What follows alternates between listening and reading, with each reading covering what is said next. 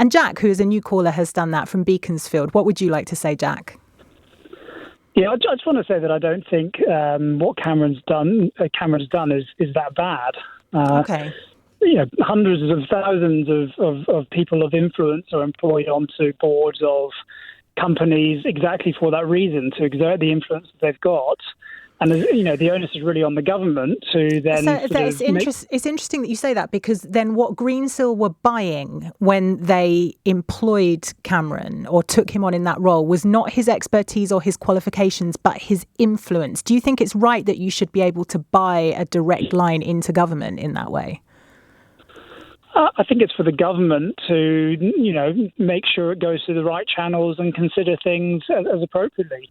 It is his expertise in that he is essentially, valued for the company, and then he's run a country. So he's obviously, his opinion, holds weight.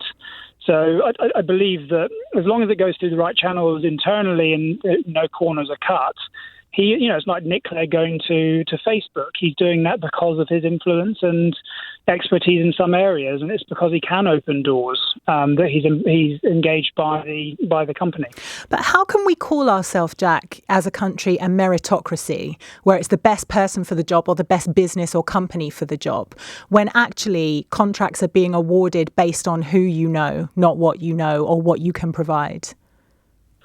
Well, as I said, as long as it goes through the right channels, and all companies to a degree are who you know, or and sometimes you get because the person who you know is the person who has got experience, and you rate them for that. And they've built their own sort of value, to get them into that position. And if they decide to go onto a board of a company or invited to a board of a company, they obviously have to believe in the company, and it is therefore their reputation on the line.